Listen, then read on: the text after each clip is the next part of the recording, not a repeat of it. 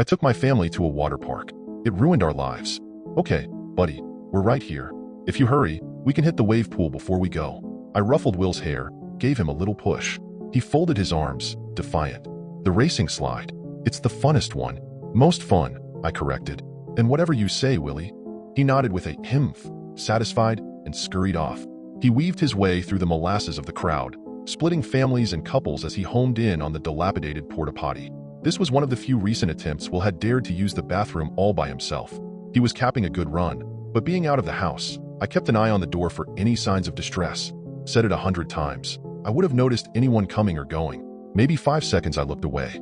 Was that enough time for him to jump out? And what? Run off in the opposite direction. About 5 minutes after he had gone, I got up. I leaned on a casual arm against the porta-potty. In a whisper shout over the drone of the few hundred happy pool-goers behind me. Buddy, it's me. How's it going in there?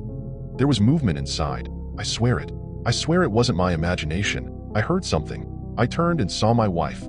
Dippin' Dots in one hand and waving with the other. Can't call it a day at the water park without ice cream. I smiled and wrinkled my nose as a joke. All right, Will, I'm coming in. The door was unlocked. I made an effort to open it as little as possible and slip inside. I did a double take, turned a full 360, checked the neighboring porta-potty and returned. No, he couldn't have. I peered down, past the toilet seat. Log-sized turds floated in the septic stew below. Will? I stepped outside and circled the porta-potty. Will? I called again. My wife appeared next to me holding Lila's hand. What happened? Where's Will? She asked. I don't know. He was inside. Lila, did you see him leave at all? My daughter shook her head, thrusting a spoonful of dots into her mouth. You were supposed to be watching him, my wife said. I know. I grabbed the arm of a man nearby. Excuse me, sir. Did you see my son leave this porta-potty here? I described Will in detail. He saw the desperation in my eyes, but shook his head. Sorry. Try the lifeguard station. I'm sure this happens all the time. He wished us luck and I thanked him. My wife was beginning to cry. She was starting to scare Lila.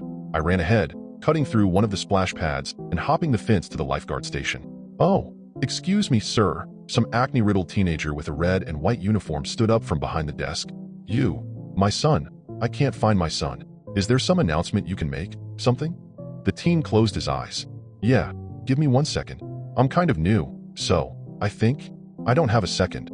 If you can't help, then get me a goddamned manager. I snarled. A petite girl, also in high school by the looks of it, turned the corner, oblivious to the nature of the conversation.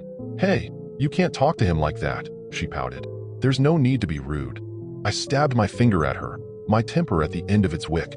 I'll be as rude as I damn well like. Get me a fucking manager, or I'll go back there and find one. The police were called. Primarily, for me. I was screaming, knocking things over. Foaming at the mouth, my wife said. The cops said I would have to calm down, or they'd handcuff me. They sent out an announcement over the park's PA system. William, your parents are looking for you at the lifeguard station. If you can find a lifeguard, we can get you back together as soon as possible. Don't worry, the lifeguard manager said. We radioed all our employees. He'll be back in no time at all. As it turns out, lost and found children in places like these is fairly common. The problem was, Will never turned up. How do you go home after that? We stayed as long as we could, but it's not like we could sleep on the slides. So, the same day I left for the water park with my family, we returned. One short, Lila didn't know what was happening. We told her Will had gotten lost, and the police were looking for him. She asked why we weren't looking for him. She began to cry. The funny thing about humans is how simultaneously effective and ineffective we are at lying to ourselves. Because a deep part of yourself, something in your core where you know you can trust it, smells the bullshit. And yet we'll take that lie and run, far as we can, until our legs give out or we crash face first into a wall.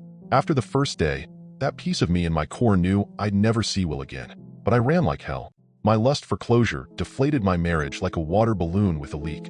I was stupid to think I wouldn't get laughed out of the court during custody proceedings. But the one reprieve I had came yesterday. If I couldn't have answers, if I couldn't have my family or my son back, then I'd have some sweet revenge. This last year, I've been leading media campaigns, doing interviews, degrading myself to what I used to frown on and call an activist. All to destroy the water park that took my son. The park was small, got a lot of bad press in the local outlets where most of their customers were. Apparently, this wasn't the first incident in the park's history, far from it actually, having a long list of lawsuits and scandals. But it was the last straw, and eventually, they were forced to close. Yesterday was the first day of the demolition. I watched it in person, one-man audience, and it felt good. I was getting ready to leave around midday when a commotion in the site held me. Axe. Grab the axe. The crew was in mayhem and advantageous to my curiosity. No one was around to stop me hopping the barrier to get a closer look. It's dead. Stop, it's dead. I was too far to see what the men were standing over and crept closer. Fucker, that's a world record. Call someone. Who? The police. Animal control, call someone. Christ sake. Where did you find it? In here. We'll go check it. Be careful too. I felt my way along a bulldozer, close enough now, and stuck my head past the edge. The scene made my knees buckle. I couldn't comprehend what I was looking at. Dead, and covered in hacks and slash marks, was a python. Never mind a snake. It was the largest animal I'd even seen up close. Long as a school bus, longer even, stretched out. Despite its size, it looked thin, as if it hadn't eaten in weeks. Tell me what happened. One of the construction crew asked a younger member. WE was using the machine and clearing the area like you said. Went and knocked over them porta-potties and the dragon came, rearing its head, out one of them holes beneath. The crew began to buzz, taking pictures of the beast and kicking it. The construction man nodded and called for the worker who had gone to check the hole. Come on out. That's a shithole. Nothing to find. B-boss. The site fell silent. What is it? There's bones. There's bones down here. I woke up screaming the next morning, wandered around the house until I went for the newspaper. After all the pieces were collected, the bones they found belonged to 10 unique skeletons.